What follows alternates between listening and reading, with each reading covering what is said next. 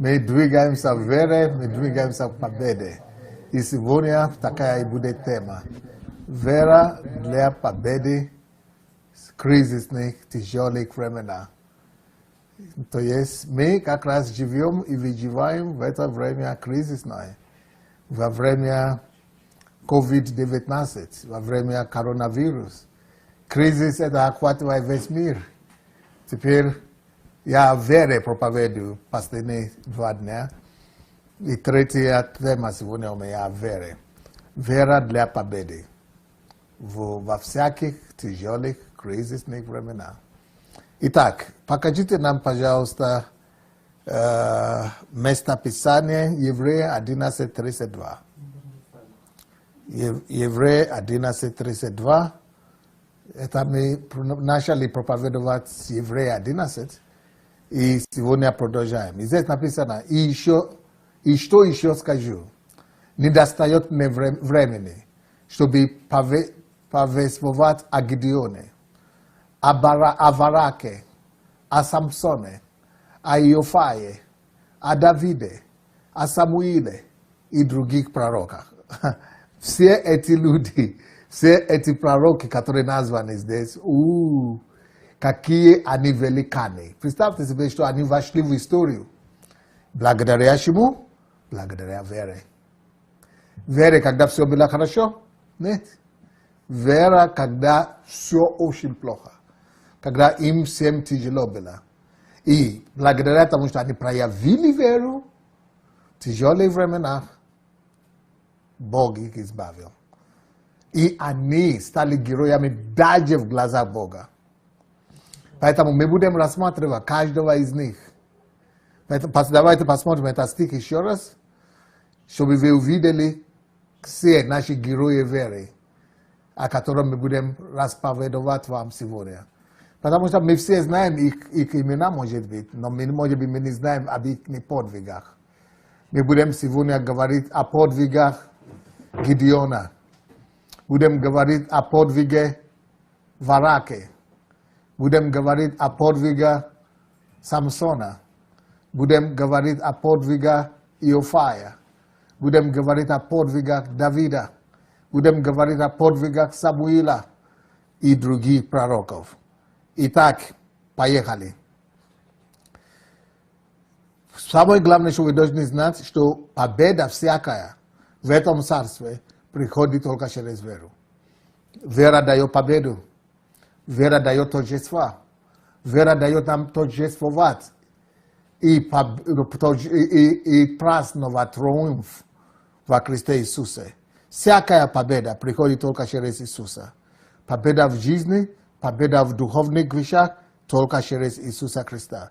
Во всех ситуациях наша победа в Нем. 2 Коринфянам, 2 глава, 14 стих говорит, но благодарение Богу, который всегда дает нам восторжествовать во Христе Иисусе.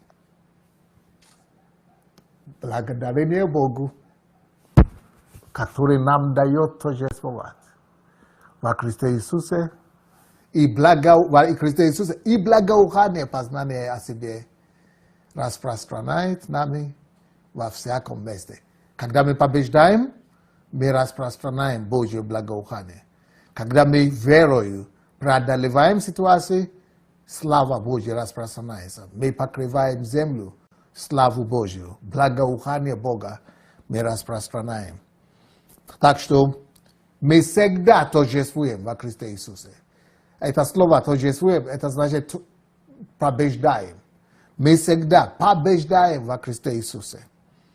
Так что вера доставляет нам победу во всех ситуациях. Давайте вернемся туда, откуда мы начали. Евреям 11:32. Речь идет о Гидеоне. С Гидеона и начнем. Гидеон был простым человеком. Он был немощным человеком, слабым человеком. Вначале мы его видим, как он прятался от страха. Мы видели, как он от страха был разочарован. Он был в унынии, в депрессии.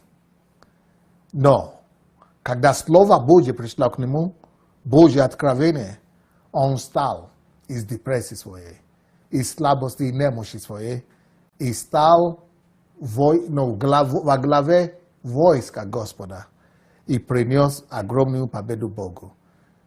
Судей, книга Судей, 6 глава, 11 стих. Судей. И пришел ангел Господень и сел в Офре под дубом, принадлежащим Иосу, потомку Авиезорову. Сын его Гидеон выколачивал тогда пшеницу в Ташиле, чтобы скрыться от мадианитян, чтобы скрыться. Вроде бы он что-то делал, но это все было, чтобы спрятаться, чтобы скрыться от врагов. Он был немощным, он был слабым, он был боязливым человеком.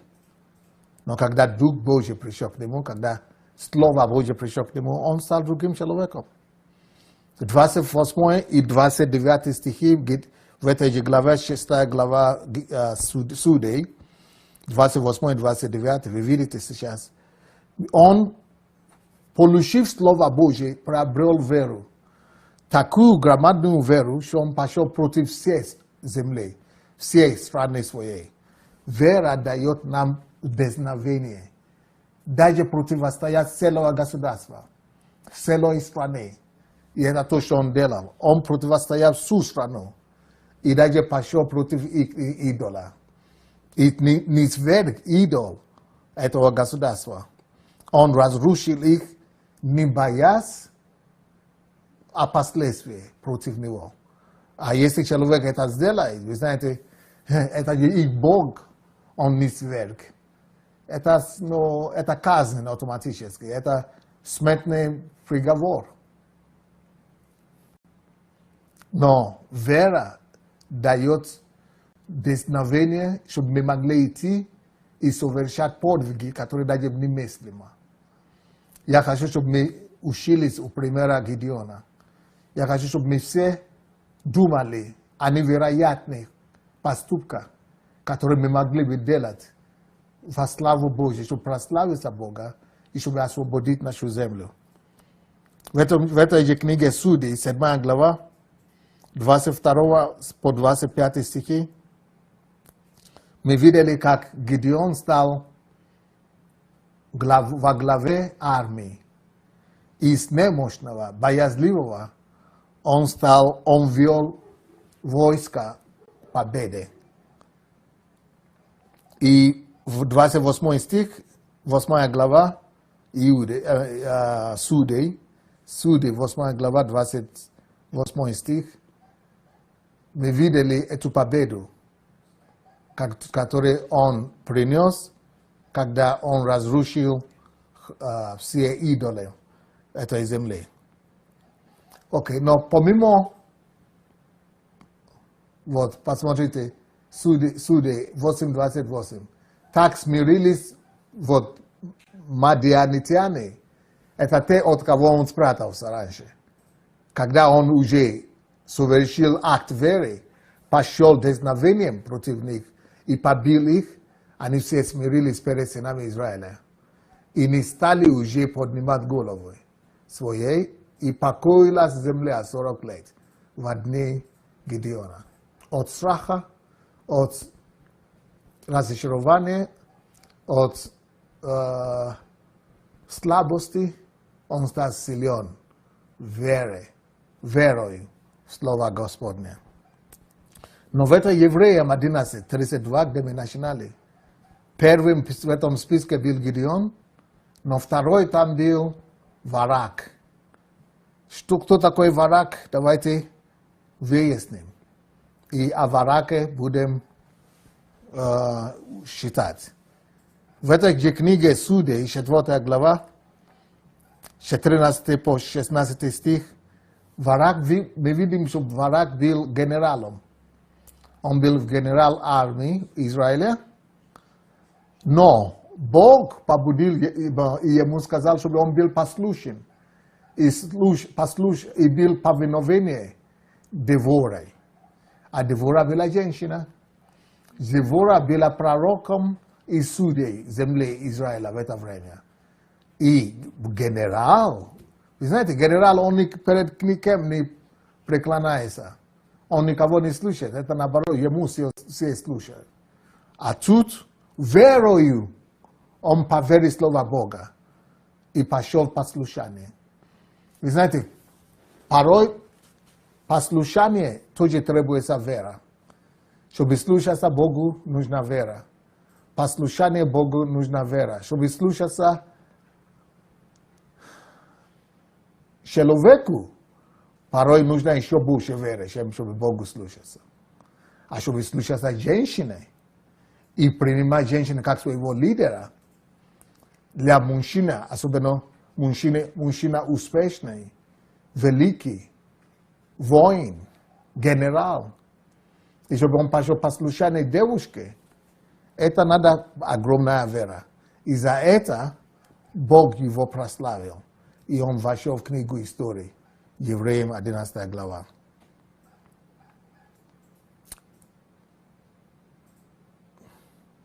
В 8-9 стихе и Судей 4 глава тоже говорит об этом, что он именно через веру достиг послушания, и это послушание привело их к победе.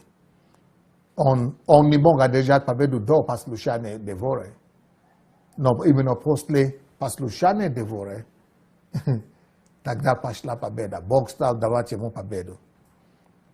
Следующее, о ком мы будем говорить, в этом списке, который был в Евреям 11:32, это Самсон. Мы все знаем о Самсоне. Самсон был уникальным. Не только в духе и вере, но и физически. Он был человеком мощи и силы.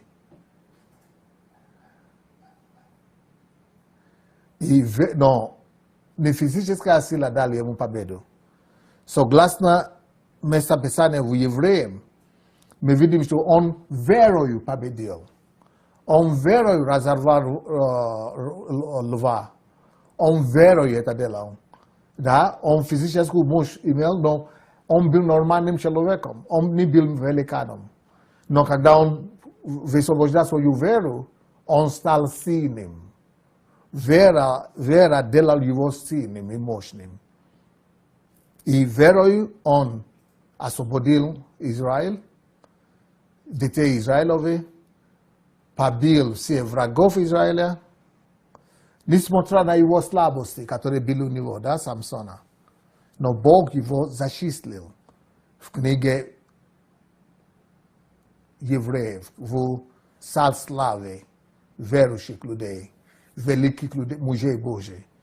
Так что не позволяйте, чтобы вашу слабость тоже остановила вас. Какие бы ни были вызовы, которые у вас есть, тайны какие-то у вас есть, это не должно вас остановить. Идите вперед и одерживайте победу для Христа Иисуса. Следующее, о котором я могу говорить, это об Иисусе. Наш Господь Иисус тоже одержал победу верой. Матфея 8 глава, 28 стиха по 37 стих. Иисус также ожидает от нас, чтобы мы верою одержали победу, чтобы мы верою покорили царство, творили правду и получили обещание. И чтобы мы разорвали также львов верой. Это Матфея 8, 28 по 37 стихи.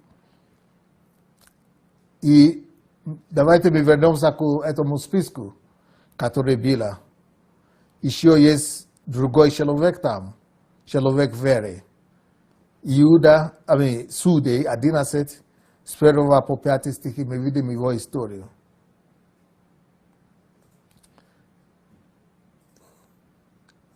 Здесь говорится о Иофае, галадитянин. Был человек храбрый. Он был сын блудницы. То есть его мама была проститутка, и все знали об этом. И он не сидел в депрессии, он не стал себя жалеть, он не поставил крест на себе, то это тоже вера. Поэтому он вошел в историю. Он победил свои обстоятельства. От Галаада родился Ефай, и жена Галадова родила ему сыновей. Когда возмужали сыновья жены, изгнали они Иофая, сказав ему: ты не наследник в доме отца нашего, потому что ты сын другой женщины. То есть они дискриминацию устроили ему. А он пошел верой. И потом, когда у Израиля уже была проблема, и он был настолько великим верой и стал воином великим, что весь Израиль и дом его отца, и те, которые выгнали его из дома, они пришли, поклонились ему и умоляли его, чтобы он пришел и избавил их. Потому что в это время Израиль уже был под гнетом другого государства. И он пришел, одержал победу для них. Он верой победил, одержал победу. И верою выполнил свой обет. А обет у него был сумасшедший, тяжелый. Он сказал, что всякий, кто его встретит по возвращении с войны, он принесет в жертву. И как роковая судьба такая, дочка его единственная встретила его. И верою он пошел на это и принес эту дочку в жертву. Верою он это сделал. По-человечески никто не мог бы это сделать. И Бог почтил его веру. Не его поступок, но его веру. Последний в этом списке мы видим Давид. Давид тоже был мужем веры. Мы о Давиде больше знаем. Он одержал великую победу для Христа, для Израиля, для Бога. Он верой победил Голиафа. Он верой получил трон, наследство. Его родословие стало царственное. Верой. Он верой простил Саула, который его хотел убить и уничтожить. Он упал в грех и верой получил прощение от Бога. А потом верой одержал победу над окрестными народами. И верою он родил наследника, который продолжит свое дело. И еще об одном поговорю. О Самуиле, в этом списке тоже есть. Он тоже верою услышал голос Бога. Верою ходил в послушание, когда все дети Эли шли в непослушание. Верою он получил пророческое слово. Верою он стал отцом Израиля. И верою он одержал победу во всех временах его жизни. Вот суть в том, что вера – это ключ к победе во всех ситуациях. Когда мы держимся за Слово Божье, когда мы держимся за обетование Бога, когда мы не сдаемся, когда мы твердим то, во что мы верим, победа приходит к нам обязательно. Вот о чем я хотел с вами поделиться сегодня. Вера для победы в тяжелых временах.